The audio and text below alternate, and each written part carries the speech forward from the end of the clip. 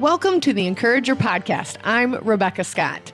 I own Rebekah Scott Designs, where I am the designer and the CEO. I believe that if you desire an active, impactful role in your children's lives while simultaneously wanting to provide an income for your family, then being a mompreneur is exactly what you need to work at home. The Encourager Podcast is my way of inspiring and motivating you with insightful knowledge, tips, and advice from myself and other successful working women who put their families first. So let's take action and encourage one another. So I wrote a book. Say what? Yes, I did. It's called Equipped to Execute, guiding moms to joyfully impact their families and business. You know when you listen to a podcast and you think, goodness, I wish I could write that down, or I wish I could refer back to that in written form? Well, that's why I wrote it. I needed to answer the question, how do you do it for you and for myself? So this labor, and I do mean labor of love, will be available for pre-orders for our book launch team. Visit theencouragerbook.com for details on the incentives, which include signed books, speaking gigs, a full day to brainstorm your business with me, and awesome Rebekah Scott Designs product to go with. The book includes chapters about how to ward off fear, how to set goals, how to make key decisions, and how to execute your dreams while raising your family, and loads of stories of my own journey with business and a growing family. So hop on, pledge what your heart screams for you to do, and pre-order yours today. We got this, Encouragers.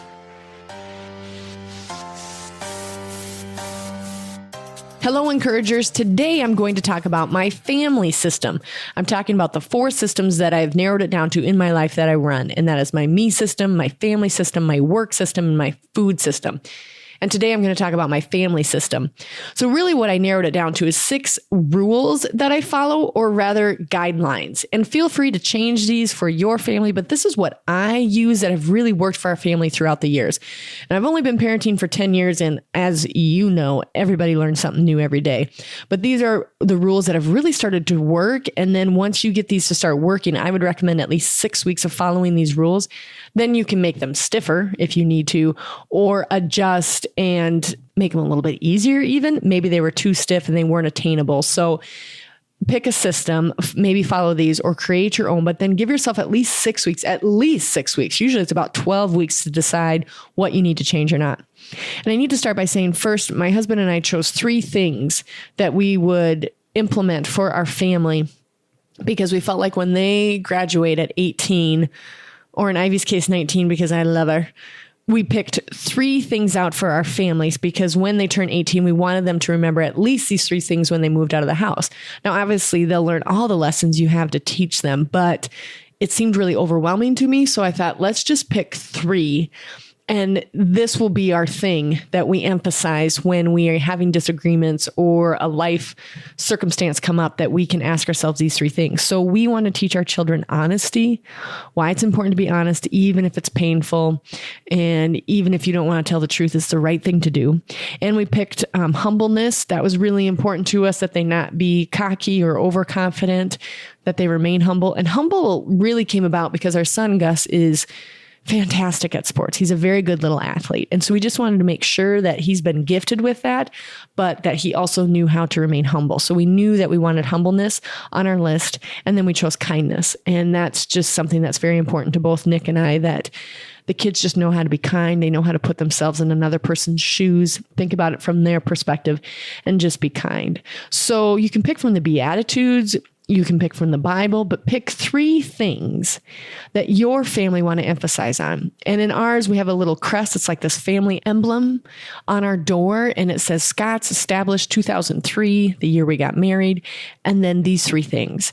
And we reference them frequently. And at night, the kids will say, help me to be kind, humble, and honest. They know to say those things. And then we just teach them more in depth the older they get about those 3 things. So for our family system, that's kind of where we started from.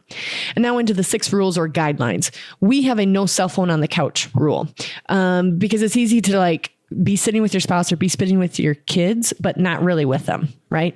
So if we're on the couch and we're spending some time with them watching something or playing a game, there is no cell phone involved.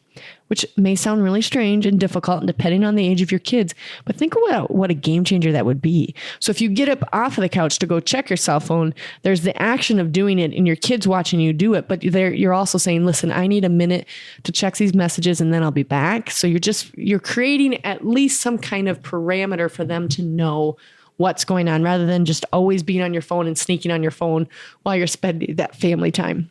We also have a 1 hour screen time rule after school.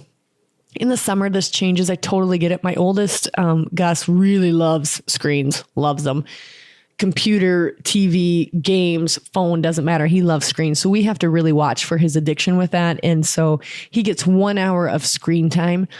In the school year, it's more like 45 minutes because he doesn't have that long between after school and then when supper time starts. And the screen time does not include the time that we might watch something as a family together. It doesn't include that. But that's a pretty good rule, is 1 hour before they get buggy. So that's what we've chosen for our family. A third rule is we have to have at least 4 meals at the dining room table. At least. My favorite is 6, but it's not always doable. We're human, just like you guys have busy lives. But I plan out the week and I go, okay, I have a trunk show on Thursday night and a booth event on Saturday and Sunday. So those 3 days are out to eat supper at our table. Those other nights we must eat at our table. But Gus has a game on Monday night, but the game doesn't start until 7. But because we live out in the country, we need to leave at 6. So then I go, but we have to have supper that night because otherwise we will only eat supper 3 times that week. So I say, okay, everybody, we're eating supper at 5 p.m. And I need to tell Gus, or I need to tell Nick because he does chores. So he'll do chores at 4 p.m. so he can be in for supper at 5 p.m. That is something that my husband and I have decided that is very important to us, is the supper hour. And I can remember it growing up. And I grew up a ranch kid in West River, South Dakota in Phillip. And I remember our dinner conversations to this day, and they were very important. Learned a lot of life lessons. So that's important for me and our kids, that we have 4 meals at the dining room table. Now, what this looks like for your family may be different. Maybe it's lunch. Maybe you're both self-employed, which Nick and I are. Or maybe it's that you're just going to make sure that you have 4 hours a week where it was just a board game or a walk and you're not having a screen. What will be your guideline for your meal plans or the time spent with just your family and not divided among all the things we can be divided among? Another rule is that we have bedtime at 8, and that includes our 10-year-old. So nobody tell him that 10-year-olds actually stay up till 9 because he does not know that. Or maybe he does know that and I'm in denial, but he has not, pushed against us too bad on it. And we start bedtime at about 10 to 8, meaning brush their teeth and go potty. And then Gus sometimes takes a shower while the girls go up for bed because they're going to go to sleep. But he doesn't go to sleep till about 8:45, 8:30, 8:45. And then I read him a book series that we're following together. And oh my gosh, I love it so much. My son is probably the most affectionate of all of the girls. He's just such a loving little guy. And I can't help but think, it chokes me up thinking about it, but he'll be gone in 8 years and he won't be underneath our house. And so as much time as I can spend with him is just wonderful, especially uninterrupted, and him in my arms reading him a book.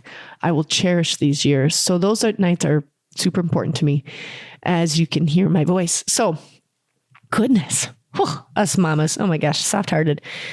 That is important to us to have bedtime at 8 so that I have some time with them. They're not super crabby in the morning. We can manage a little bit of their behaviors the next day.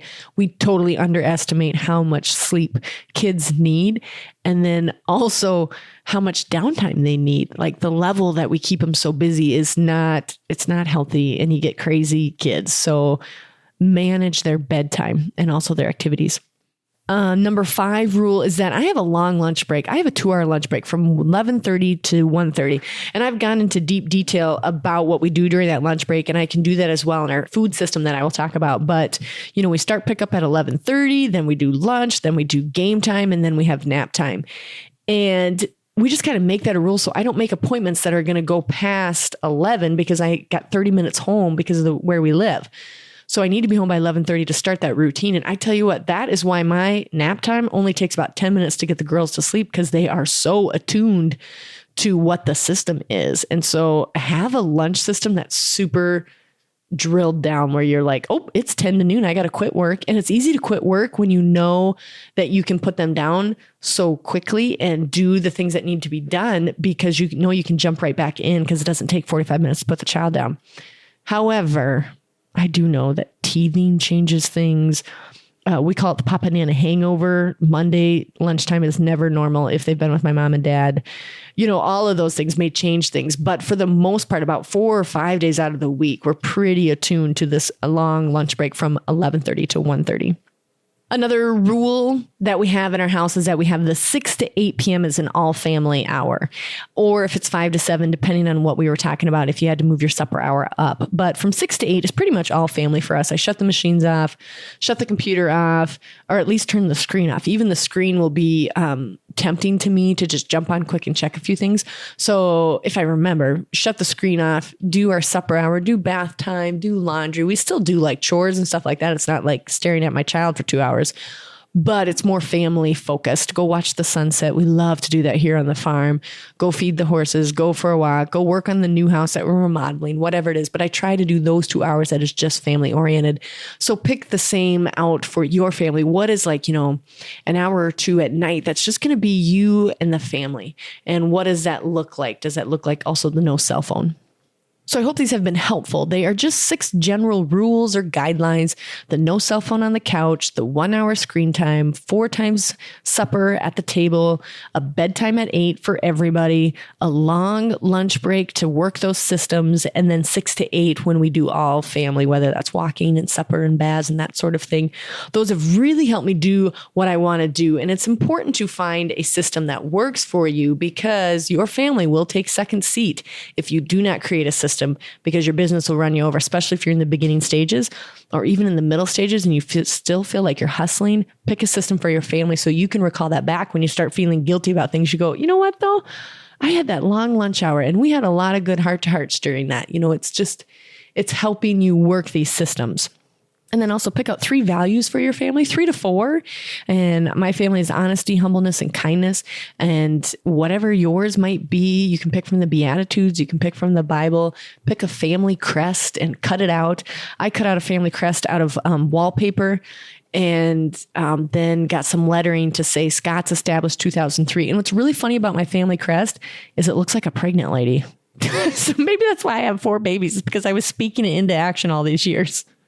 Also, for a family system, it would be dumb not to talk about how we discipline our children. It has changed over the years depending on the latest book that Becca has read.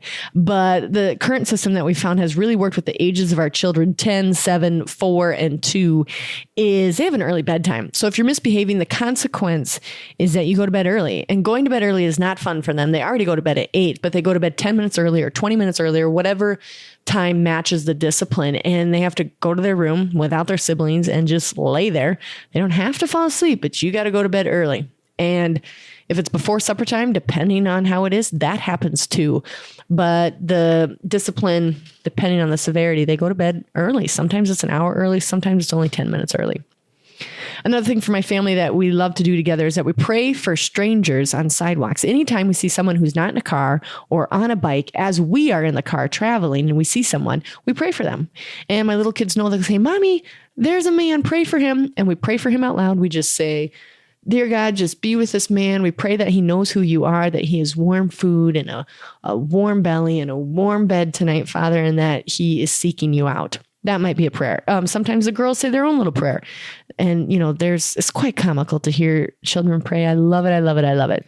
But sometimes they ask that he goes to a baseball game and has mac and cheese for supper. Like, whatever it is. But that's a family thing for us, is praying for strangers. Also for family systems, all your doctor's appointments or your haircuts or whatever it is, I set all of those for Wednesday mornings early. So when I call them, they say, well, what works for you? I say, I need your Wednesday morning as early as possible, because that's when I run all the errands for my house and I do all the groceries and everything. So everything is one day, and it just helps my whole family. Like Nick will know not to plan anything for Wednesday mornings because Becca's out running errands. So any of the contractors for the new house or anything that he wants to talk to me about, whatever it might be for farm related stuff, he knows Wednesday mornings are out. Another guideline is that we meet our kids at 3 p.m. when they get out of school. Sometimes it's sometimes my husband happens to be in from the farm, but usually it's just me, and I pause and greet them with a hug and kiss like the Bible asks, ask them how their day was, help them get their snack, and then I do get back to work. But greeting them is really important, that they know that you have waited for them all day. And finally, this one's really important and often gets overlooked, is that plan out a date night with your husband. Even if it's just once a month, it'd be ideal if it was twice a month. And if you can find a way to feasibly do it, it's totally worth it to remove yourself and be with your husband one-on-one. And I know I've talked about that in quite a few different podcasts, but don't forget to date him. He loves you and you love him. Or if I'm talking to men right now, the reverse of that, but spend some time with your spouse outside of your house and outside of your kids to remind yourself of what God has brought together. Well, I hope this system can work for your family. Remember to print out the homework sheet to start writing down what your system will be. Work it for 6 weeks, preferably 12 weeks, and adjust from there. And don't be afraid to leave me a voicemail with questions that you might have on our website at shoprsd.com/theencourager and sign up on our email list to get our latest newsletters. Thank you. Thank you so much for tuning in today. If you have not done so, please subscribe to the show so that the latest episode will always be conveniently available on your device. You can also find the show notes on my website at shoprsd.com. That's shop with R as in Rebekah, S as in Scott, and D as in designs.com. The Encourager Podcast tab is at the bottom of my website, which holds some great resources like my recommended book page, how to rate and review my podcast, and reflection guides that correspond with each episode. Each review and rating is so valuable to us. I sincerely hope you feel encouraged and empowered to tackle anything that comes your way this week. Remember to be grateful, humble, and kind.